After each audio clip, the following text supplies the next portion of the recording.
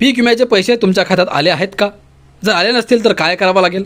कोणत्या चुकीमुळे तुमच्या खात्यामध्ये या पीक विम्याचे पैसे जमा झाले नाहीत? संपूर्ण माहिती या व्हिडिओच्या माध्यमातून जाणून घेणार आहोत. त्यामुळे हा व्हिडिओ तुम्ही पूर्ण बघा आणि आपल्या माझी माहिती या यूट्यूब चॅनलला सबस्क्राईब करा.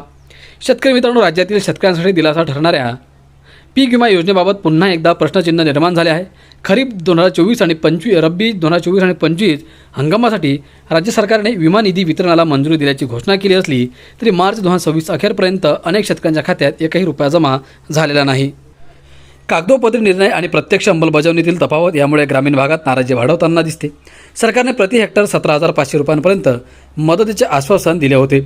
जानेवारी 2026 पर्यंत रक्कम मिळेल अशी अपेक्षा होती. मात्र नुकसान मूल्यांकन अहवाल, प्रशासकीय प्रक्रिया आणि विमा कंपन्यांमधील समन्वयाच्या अभावामुळे निधी अडकला आहे. दरम्यान खरीप 2025 हंगामात झालेल्या अतिवृष्टीने अनेक जिल्ह्यांतील पिकांचे मोठे नुकसान झाले. अशा परिस्थितीत विमा हीच शेवटची आशा मानून शेतकऱ्यांनी प्रीमियम भरला होता.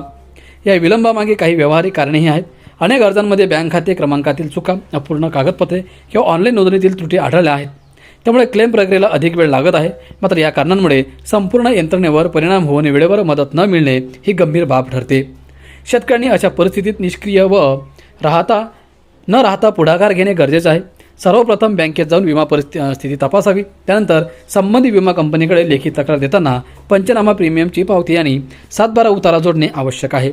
प्रतिसाद न मिळाल्यास तालुका कृषी अधिकारी किंवा जिल्हाधिकारी कार्यालयाकडे दाद मागणे येते. पीक विमा योजना ही शेती अर्थव्यवस्थेचा महत्त्वाचा आधारस्तंभ आहे. परंतु निधी वितरणात वारंवार होणारा विलंब शेतकऱ्यांचा विश्वास डळमळती करतो. सरकार आणि विमा कंपन्यांनी समन्वय वाढवून प्रक्रिया पारदर्शक आणि वेळेत पूर्ण केली तरच ही योजना खऱ्या अर्थाने शेतकऱ्यांसाठी संरक्षण कवच ठरेल असे देखील सांगण्यात आले. मित्रांनो, पीक विम्यासंदर्भातली ही महत्त्वपूर्ण माहिती होती. नक्कीच तुम्हाला पीक विमा जमा झाला नसेल तर तुमच्या लक्षात आलं असेल की कोणत्या कारणामुळे तुमच्या खात्यामध्ये पीक विम्याचे पैसे जमा झाले नाहीत.